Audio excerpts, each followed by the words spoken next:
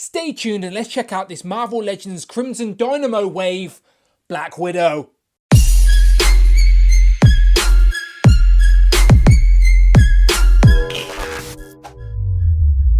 Hello and welcome back to the channel, Dan Who Reviews. As always, my name is Dan W. Make sure you are following me on Instagram at It's Dan Who. Finally, we're getting round to reviewing another wave of Marvel Legends, and this time it is of course the Black Widow movie wave, aka the Crimson Dynamo Build-A-Figure. Now, I'm very excited about the movie, and unfortunately it has been delayed, so we don't even know when we're going to see the film, but at least we have the toys to get us by until then. Just to tease us out a little bit more, Black Widow finally gets her own solo outing, and it has been delayed, unfortunately. But we can wait, we're patient people sometimes. But I had to start off with a Black Widow figure, of course, looking like a very nice update of Natasha Romanoff with some nice accessories, and then of course a Build-A-Figure piece for the Crimson Dynamo. On the side of the box, we're getting this sort of very noir style black and white with a bit of red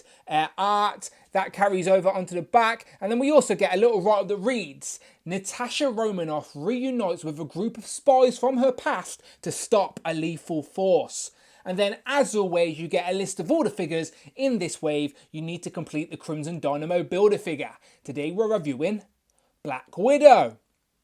And again, even the art down here is all in that noir style with the Crimson Dynamo there. Same on the side, we're getting a Black Widow logo at the top. But without further ado, let's get her open. So here is Natasha Romanoff out the box, looking very nice. I must admit, I really do like the costume design for Black Widow in this film. The greys, the blacks, the gold contrast with the hints of red on her logo and on her shoulders there. And yeah, they've done a really good job. As always with the MCU figures, they do seem to go above and beyond. And yeah, without a doubt, looking very good. She does stand as well. Mine's a little bit drunk as she's leaning to one side, but it does work. See what I mean? She's a little bit tipsy. But she comes with her own accessories, which I'll get into in a second. But of course, she also comes with a Build-A-Figure piece for the Crimson Dynamo Build-A-Figure. So as always, subscribe to the channel, come back. Once I've looked at all the figures in this wave, we will build the Crimson Dynamo. And here we have his leg. So going back to Natasha, as I said, I do like the costume design. Articulation seems to be everywhere it should be. On my elbows, I seem to have a little bit of loose plastic, so I pulled at it, and now I've pulled away at the paint, so that's my own fault, so just be careful of that. I like when you can get a figure in neutral position with her arms sort of naturally standing to the side. As I said, she's got the sort of boots on, those heels, those wedges, so she is a little bit tipsy, but she will stand on her own.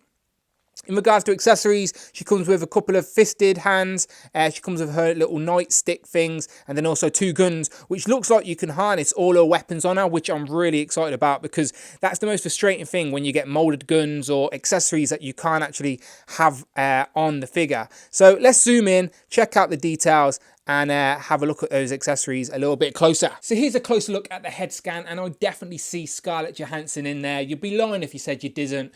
Yeah, looking really good with the red hair as well. Definitely some highlights in the hair, but Hasbro keep getting better and better with the lightness and that 3D scanning. Yeah, I like it a lot, and I will compare her to her other head sculpts as well as we go along. Now, just having a closer look at the design. Again, we've not seen the film yet, but it does seem accurate from the trailer. I like the gold and the hints of red, and then the greys in the back. I like that this harness piece is a separate piece as well, and it actually has a place to put the guns. So she comes packed with two trigger fingers, and then she also comes packed with two little pistols that she will hold. Not a problem at all. There you go.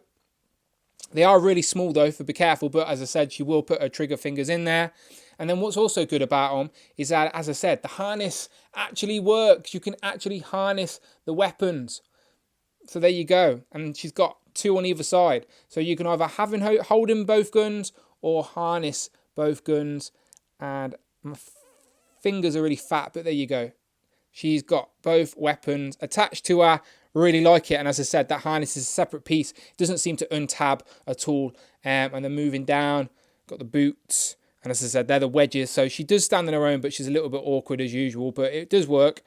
And yeah, looking good. So as I said, she comes with two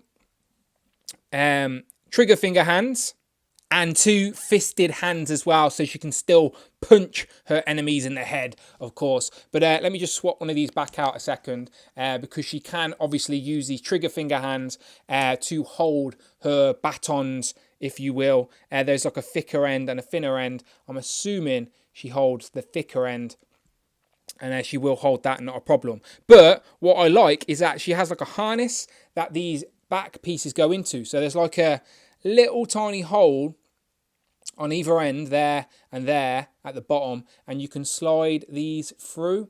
So it's a little bit tricky, but it definitely works. So there's one, and she's holding the other. So I'll get her to put the other one in there. But yeah, she can harness all the weapons. So guns on the harness, and then these nightsticks in the back, which I really like. So you can definitely get it to work. It's a little bit tricky. Do one at a time and then sort of pull them to the side, but they will sit in there. And as you can see, she's going to have them just showing a little bit, but I really like it. It's definitely accurate to the trailer as well. And as I said, I think this is one of my favourite Black Widow costumes, and I've not even seen the film, but the figure is looking great. So don't want to spend too much time going over articulation, but it is as you would expect for a female figure. Single jointed elbows, but they do go up past 90, which is a nice touch. There is a bit of crunch on the back, so you can get her leaning back like she's come out of a parachute like in the trailer. But not a lot of forward. Not a lot of forward at all, but you can sort of get it to work. Knees, double jointed, happy days, not a problem. Just be careful of the harness. If you want to move her legs up or out, you don't want to snap that harness, as that is all one piece attached to the waist and to the upper thighs. And then she does have ankle pivot and then a decent bend there, but as I said, she's wearing those wedges, so she's a little bit awkward to stand. But I think you're going to be able to get her in the poses you want to get her in. Could she be a little bit more articulated? Yeah, but let's be honest, I'm the type of displayer who has mine standing on the shelf looking cool. And can she do that? Yes, she can. See? She can.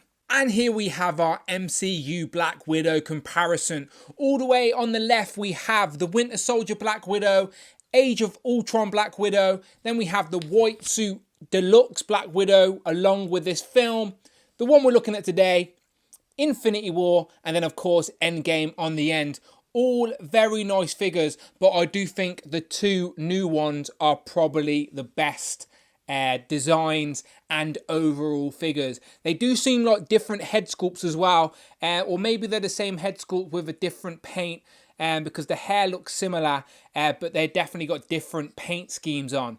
Now, I did want to try this Endgame head on the new Black Widow body, as in the trailer there seems to be a scene where Black Widow's wearing this full attire, but she's got her hair in a plait just like this one. So I'm going to try swapping them, and I also want to see if these sort of stinger effect pieces from the Deluxe Black Widow can work on this one as well. So let's try that. So that is the Endgame plaited hair on the new Black Widow body, and it does pop on there quite tightly, to be fair. The only issue is that in the Black Widow movie, she's not going to have the blonde highlights. So if you wanted to get rid of that, then this hair sculpt might actually work for this figure, as there's definitely a scene in the trailer where her hair is in this style, but she's wearing this full outfit. And then, of course, the blue stinger pieces for the gauntlets actually fit on this new Black Widow as well. So I do always like it when you can mix and match your accessories. And yeah, if you have the white Black Widow,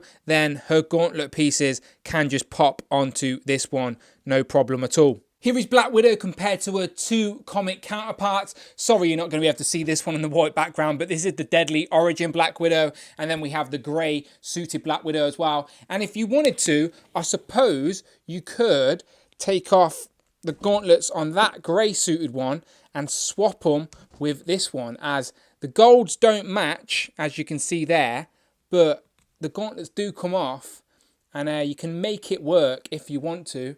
And obviously use the fisted hand.